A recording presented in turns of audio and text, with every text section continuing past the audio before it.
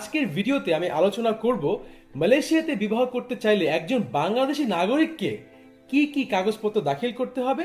তাই এই ভিডিওর বিষয়ে যদি আপনি আগ্রহ পেয়ে থাকেন তাহলে এই চ্যানেলটিকে সাবস্ক্রাইব করে এই ভিডিওটি পুরাটা দেখার আমন্ত্রণ জানাচ্ছি।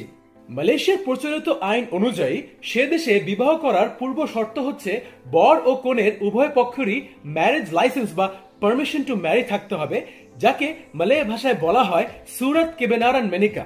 পরবর্তীতে উভয় পক্ষকেই একটি ফর্ম সই স্বাক্ষর করতে হবে, যা বোরাং 2C বা জেপিএন KC02 নামে পরিচিত।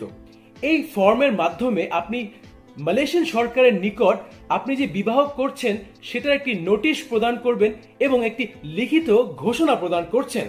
এই ফর্মের সাথে উভয় পক্ষেরই একটি করে রঙিন পাসপোর্ট সাইজ ছবির পাশাপাশি নানান কাগজপত্র দাখিল করতে হয়।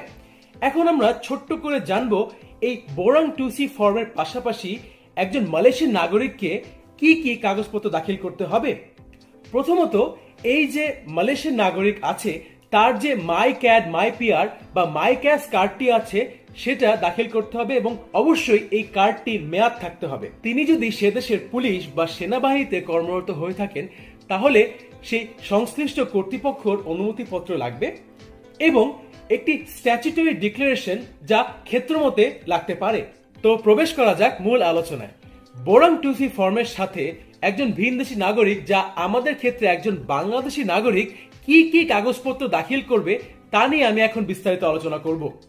বোঝার সুবিধার্থে আমি তালিকা আকারে সবগুলা তুলে ধরছি।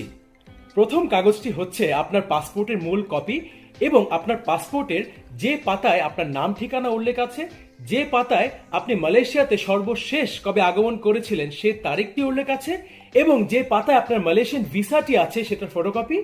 দ্বিতীয় কাগজটি হচ্ছে আপনার জন্ম সনদের মূল কপি এবং ফটোকপি। তৃতীয় কাগজটি হচ্ছে যা এই তালিকার অন্যতম শর্ত, তা হচ্ছে বৈবাহিক অবস্থা সম্পর্কিত সনদ বা সিঙ্গেল ও ম্যারিটাল স্ট্যাটাস সার্টিফিকেটের মূল কপি, যা মালয় ভাষায় বলা হয় সুরাত পেঙ্গেসান তারাফ পার কাহউইনান। এবং উক্ত সনদে যদি কোনো মেয়াদ উল্লেখ না থাকে তাহলে এটা ধরা হবে যে এই সনদ ইস্যুকৃত তারিখ হতে যে আগামী 6 মাস পর্যন্ত উক্ত সনদ বলবৎ থাকবে। এবং এই সনদের ব্যতীত যদি অন্য কোনো সনদ যা আপনার বৈবাহিক অবস্থা সম্পর্কিত কোনো তথ্য দিয়ে থাকে, যেমন একটি এফিডেভিট বা কোনো নোটারিয়াল সার্টিফিকেট বা কোনো স্ট্যাচুটরি ডিক্লারেশন, এটা অগ্রহণযোগ্য মর্মে গণ্য করা হবে। বৈবাহিক অবস্থা সম্পর্কিত সনদ বা সিঙ্গেল ও ম্যারিটাল স্ট্যাটাস সার্টিফিকেট বাংলাদেশ থেকে আপনি কিভাবে এবং কোথা থেকে সংগ্রহ